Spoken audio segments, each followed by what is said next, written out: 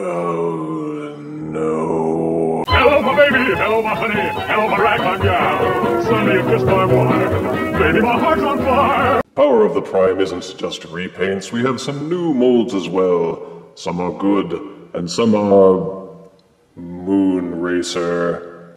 In the 1980s Generation 1 episode, The Search for Alpha Trion, we were introduced to the female Autobots. Among them was Moonracer, who was Powerglide's girlfriend. Do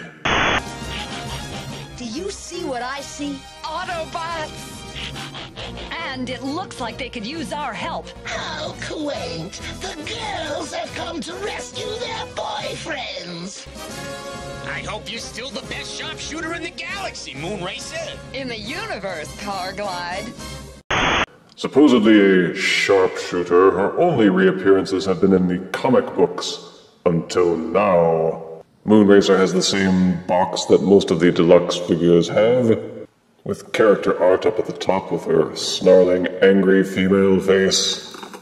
A picture of the Elita 1 based combiner off to the side, no name as of yet, I suppose. And on the back, pictures of the figure in both modes, how to interact with the accessories, and the separately sold Prime Master figures. The bio reads, how will the joyful Autobot sharpshooter wield the power of the Primes? With joy. Anywho, let's remove Moonracer from her box and see if she's any better as a figure than she was in the cartoon. Out of box, Moonracer comes with her instruction booklet. Collectible trading card saying what happens if she pairs up with Vector Moonracer. In this case, she can aim her blaster shots down the time stream. The usual Prime armor accessory, and one weapon accessory with targeting scope, because she's a sharpshooter, get it? And here is Moonracer in her alt mode as a kind of Cybertronian stretch limo. It's thinner than other car combiners, but a bit longer, mostly off-white, with a kind of mint green and some blue plastic windows. The paint apps are neat and clean, and the figure has lots of sculpted detail to enjoy. Moonracer feels solid. She doesn't untab or have any bits that shake loose, and the wheels roll decently enough on smooth surfaces. The only real visible kibble are the robot hands, which are hanging off the back pretty brazenly. You may plug the weapon into these holes at the back of the car. You may also plug the Prime armor accessory into this hole at the back for Batmobile action. But you can also cinch it up and tilt it a little bit so it isn't just hanging off the back grossly. Titan Masters or Prime Masters can be plugged into this tiny peg on top of the car. So there is a decent amount of playability with the Moonracer figure. At least as much as with any of the other Deluxes. To transform Moonracer into a robot, first untab these panels from the side of the car. Nudge the forward section of the car loose. It tabs into place easily like this. You can plainly see the robot arms now. Rotate those around and forward, and rotate the hands so that they are facing forwards as well. You will see that this rotating section is trapped here. Simply untab the chest and rotate it forwards a little bit. You may then rotate the torso section so that the head is facing upwards, and click it back into place. Finish rotating these panels back behind the robot. Rotate the waist section so that the legs are facing forwards, and tilt this section of the car backwards. Separate the legs. You can see the robot feet tucked behind the shins. Untab them. Rotate them down. Note that there is a primary waist rotation, and a lower waist rotation below that one. Rotate the lower section until the legs are facing forwards. It's hard to see with this clear plastic, but there are two slots here which peg into these two pegs here. The transformation is simple but effective, fairly intuitive, and slightly different than the normal Combiner Wars template. In Fem-bot mode, Moonracer does a decent job of looking vaguely like the old Generation 1 animation model. The colors are preserved, and from the front, it does seem to be a female robot. But if you turn it to the side or backwards, all you see is the junk from her trunk. There's a lot of car kibble that they just didn't quite know what to do with. This car section at the back in particular is out of place.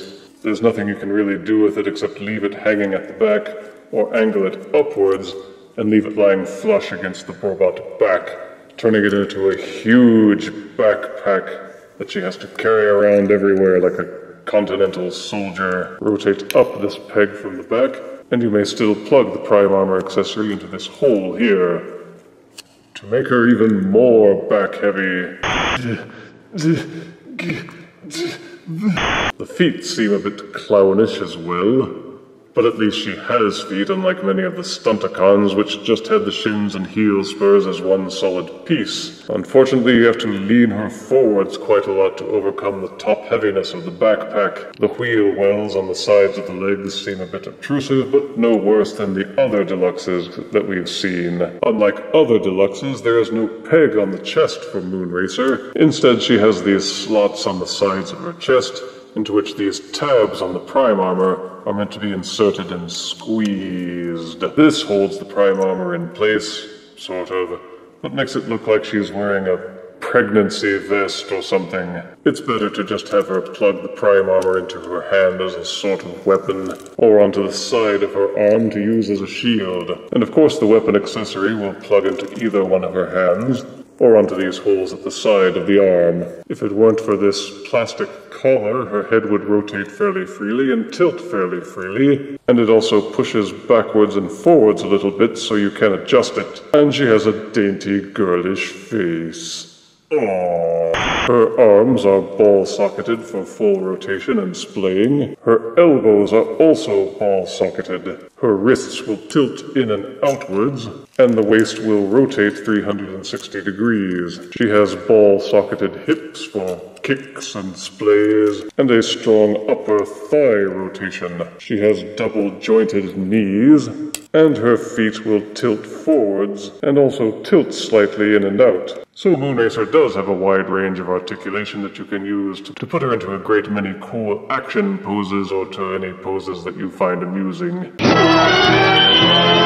Transforming from a car to an arm is pretty easy. You simply untab the front of the car from this canopy section, rotate out the combiner port, untab the arms from the sides of the car, flip out the panels from the side, angle the arms upwards, and reclose the panels so that this small tab on the inside of the car pegs into these slots at the sides of the arms.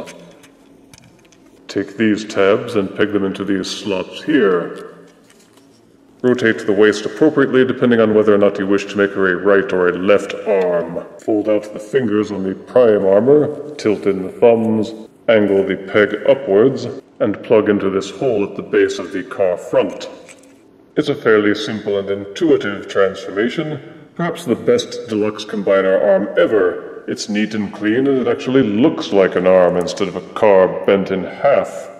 About the only bad thing to say about her as an arm mode is that she makes any other arm plug next to her look bad by comparison.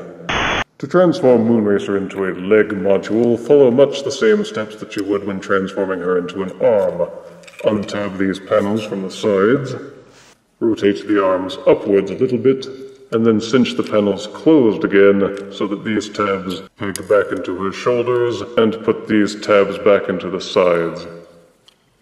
Nudge the car section down, turn the figure around. You will see these tabs here and these grooves here. Rotate the knee joint so that those pegs and these holes line up and push into place. Flip out the combiner port, push and peg back into place. Rotate up the combiner port, and take the prime armor / foot accessory from any of the Deluxe Voyagers and peg it into the hole at the bottom of the leg. She's not as good as a leg as she was as an arm, and I will probably leave her as an arm, of course. It would be nice if you could plug in the prime armor accessory somewhere on the front here to fill in this gap. You can kind of store it back here by plugging it into the arm port at the back, but that doesn't make her any more stable. For size comparison, here is Power of the Primes Deluxe Moonracer next to Thrilling 30's Chromia. Here is Power of the Prime's Deluxe Moonracer next to Thrilling 30's Deluxe Windblade. And here is Deluxe Power of the Prime's Moonracer next to Deluxe Movie Bumblebee. I had my doubts about Moonracer, but once in hand, she ain't so bad. Positives include good colors, nice details, a solid alt mode, a decent robot mode, and the best arm mode of any combiner limb I've seen to date. And as most people just leave their figures as combiners, Moonracer should look good permanently if you leave her as an arm appendage. Negatives are the hands that stick out in alt mode, a lot of car kibble in robot mode, the prime armor doesn't look natural on her chest, and doesn't store well in alt mode. But those who insist on projecting feminine personality onto genderless machines will appreciate this figure, and will want to add her to their roster of spare limbs for their combiners. Moonracer earns 7 out of 10 deaths. Well, you'd have to get permission from King Moonracer. He rules here. No, not that Moonracer. If you refuse me, honey, you lose me. Then you'll be left alone, oh baby. Tell them all, and tell me I'm your own.